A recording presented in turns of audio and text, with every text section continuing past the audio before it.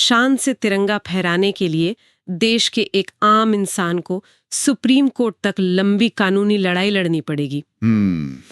सुनने में तो ये बात थोड़ी अजीब लगती है। हाँ ना, लेकिन 2004 में ठीक ऐसा ही हुआ था, जब सर्वोच्च न्यायालय ने ये ऐतिहासिक फैसला सुनाया कि राष्ट्रीय ध्वज फहराना कोई सरकारी रियायत नहीं है, बल्कि संविधान के अनुच्छेद 19(1)(a) के तहत हर नागरिक का मौलिक अधिकार है। एकदम सही कहा आपने।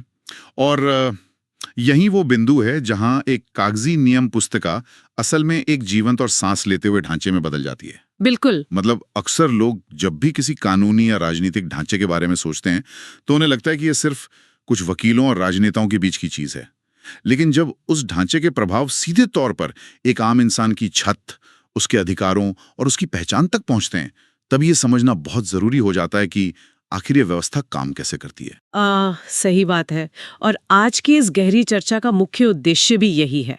आज हमारी चर्चा के केंद्र में भारतीय संविधान की अनूठी विशेषताएं और हमारे राष्ट्रीय प्रतीक हैं। जी। तो उपलब्ध विस्तृत अध्ययन सामग्री और राज व्यवस्था से जुड़े दस्तावेजों की परतों को खोलते हुए आज ये समझने की कोशिश की जाएगी कि दुनिया के सबसे बड़े लोकतंत्र का ये जिसे हम ऑपरेटिंग सिस्टम कह सकते हैं, आखिर डिजाइन कैसे किया गया है। बिल्कुल। और मैं यहाँ ये साफ कर दूं कि ये कोई उबाऊ नागरिक शास्त्र की क्लास नहीं होने वाली है। एकदम नहीं। ये तो ये जानने की यात्रा है कि हमारे आसपास मौजूद ये नियम और प्रतीक हमारे दैनिक जीवन को कैसे चला रहे हैं। तो चलिए इस दिलचस्प विषय की गहराई में उतरते हैं। मुझे लगता है इस ऑपरेटिंग सिस्टम को समझने की शुरुआत इसके आकार से करना सबसे उचित होगा। अगर हम लिखित दस्तावेजों की बात करें ना, तो भारतीय संविधान दुनिया का सबसे विस्तृत और लंबा लिखित संविधान है। वाह, सबसे बड़ा? जी हाँ। जब इसे मूल रूप से लागू किया गया था तब इसमें 395 अनुच्छेद, 22 भाग और 8 अनुसूचियां थीं। अच्छा। लेकिन ये समय के साथ रुका नहीं बल्कि विकसित हुआ। आज इसमें 465 से भी अधिक अनुच्छेद और 12 अनुसूचियां हैं। मतलब किसी भी अन्य देश के पास इतने विशाल आकार का संविधान नहीं है। लेकिन देखिए, यहाँ एक सवाल उठता है, अगर किसी देश का ऑपरेटिंग सिस्टम इतना भारी भरकम और जटिल हो जाए तो क्या वो आम इंसान की समझ से बिल्कुल बाहर नहीं हो जाएगा?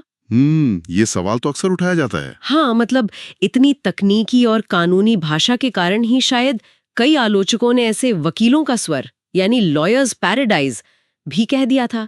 क्या इतना विशाल आकार होना अपने आप में खामी नहीं है? देखिए, पहली नजर में ये खामी लग सकती है, लेकिन इसके पीछे के कारणों को समझना बहुत जरूरी है।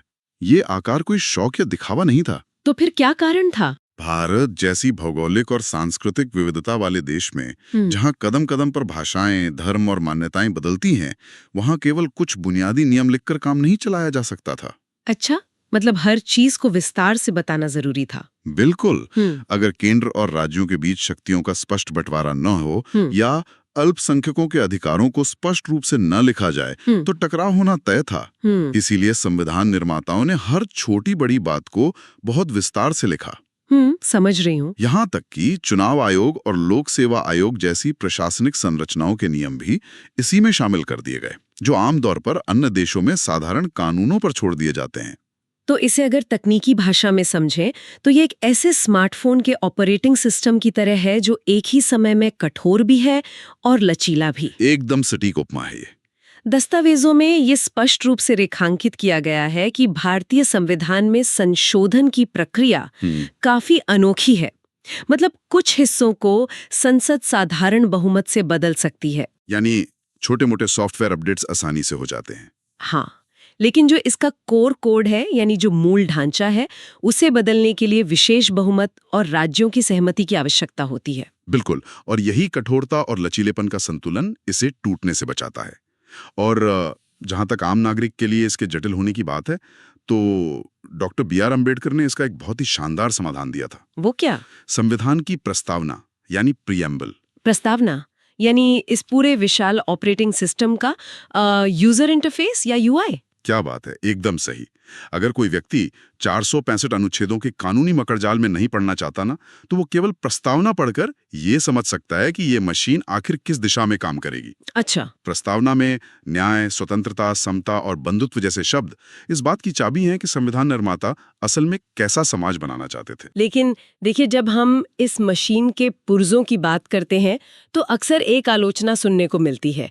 कई लोग कहते हैं कि भारतीय संविधान तो बस एक उधार का थैला है। मतलब कि अमेरिका से कुछ लिया, ब्रिटेन से कुछ लिया और सबको मिलाकर एक किताब बना दी। तो क्या ये सच में सिर्फ एक कट कॉपी पेस्ट जॉब है? देखिए, ये एक बहुत ही सतही धारणा है। गहराई से देखने पर पता चलता है कि ये कोई अंधी नकल नहीं है, बल्कि एक अत्यधिक विचारशील सिंथेसिस है। सिंथेसिस। जी हाँ।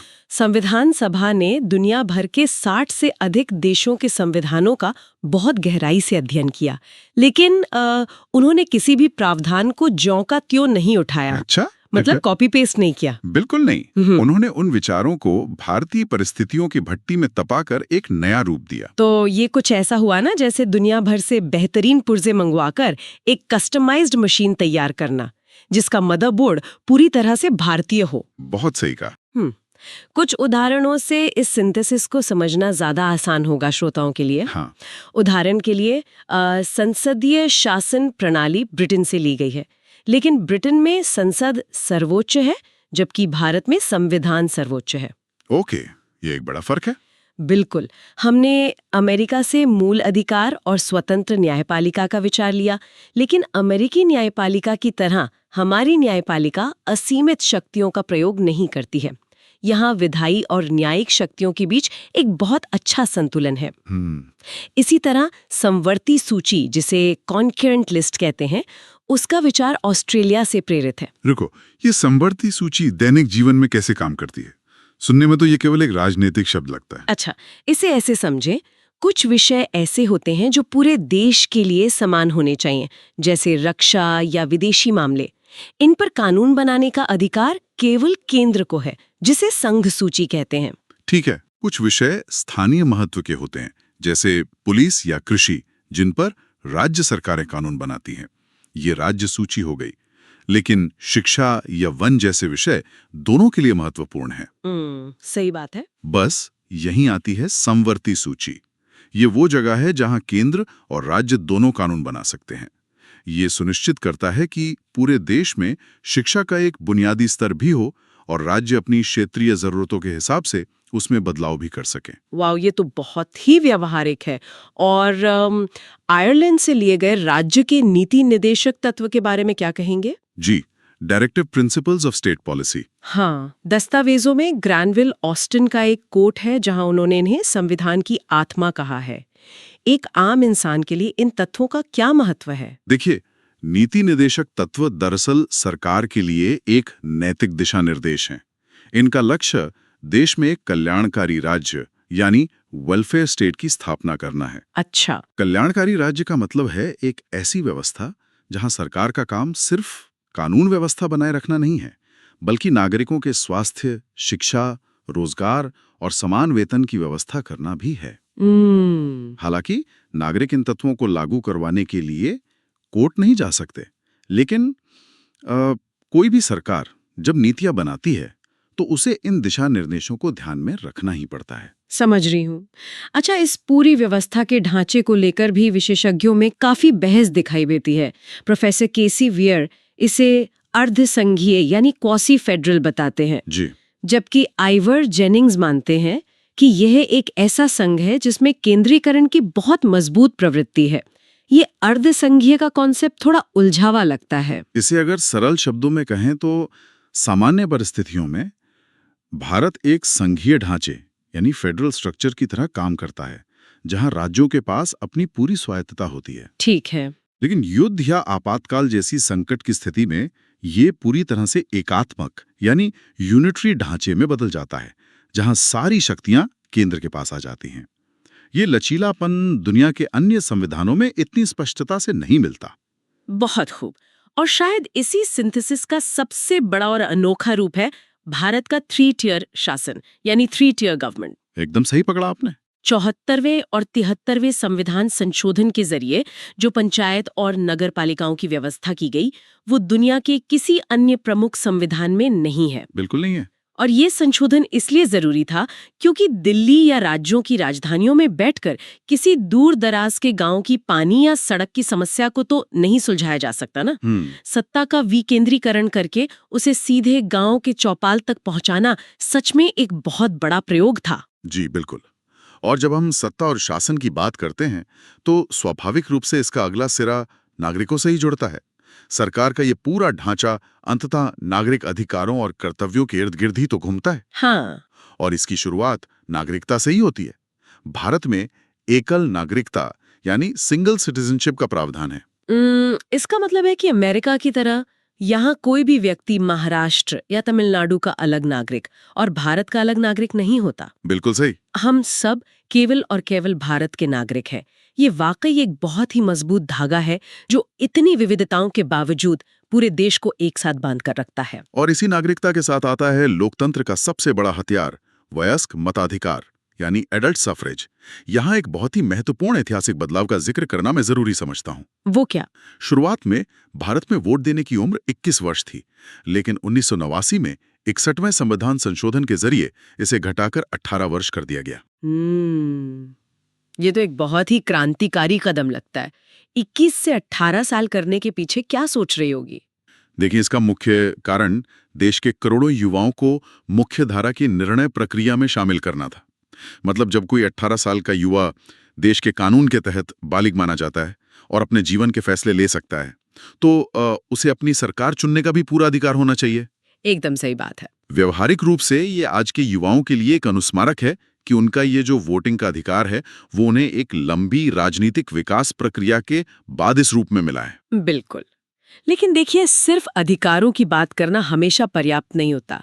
जब मैं मौलिक अधिकारों और मौलिक कर्तव्यों के संतुलन को देखती हूँ ना, तो मुझे ये पूरी चीज एक जिम मेंबरशिप की तरह लगती है। Gym membership? ये उपमा कैसे काम करती है? देखिए, जब किसी के पास जिम की मेंबरशिप होती है तो उसे वहां की सभी मशीनों और सुविधाओं का इस्तेमाल करने का पूरा अधिकार होता है। कोई उसे रोक नहीं सकता। जी बिल्कुल। तो ये मशीनें नागरिक के मौलिक अधिकार हैं, जैसे समानता का अधिकार, बोलने की आजादी वगैरह। लेकिन उसी मेंबरशिप के साथ एक अलिखित नियम या कर्तव्य भी जुड़ा होता है कि भाई इस्तेमाल के बाद डंबल्स को उनकी सही जगह पर रखा जाए। सही है। और मशीन को पसीने से साफ किया जाए ताकि अगला व्यक्ति भी उसका उपयोग कर सके। बस यही हमारे मौलिक कर्तव्य हैं। अगर हर कोई सिर्फ अधिकारों की मांग करेगा और कर्तव्यों से पीछे हटेगा तो वो पूरा जिम यानी पूरा समाज अव्यवस्थित हो जाएगा। वाह, ये तुलना अधिकारों और कर्तव्यों के जटिल संबंध को बहुत ही आसानी से समझा देती है। दिलचस्प बात यह है कि मूल संविधान में इन कर्तव्यों का कोई जिक्र ही नहीं था। अच्छा? हाँ, ये माना गया था कि नागरिक स्वतः ही अपनी जिम्मेदारियां समझेंगे। लेकिन 1976 में 42वें संविधान संशोधन के माध्यम से संविधान में अनुच्छेद 51A जोड़ा गया। ओके। समाज के संतुलन को बनाए रखने के लिए अल्पसंख्यकों के अधिकारों का संरक्षण भी तो बहुत महत्वपूर्ण होता है ना? बिल्कुल।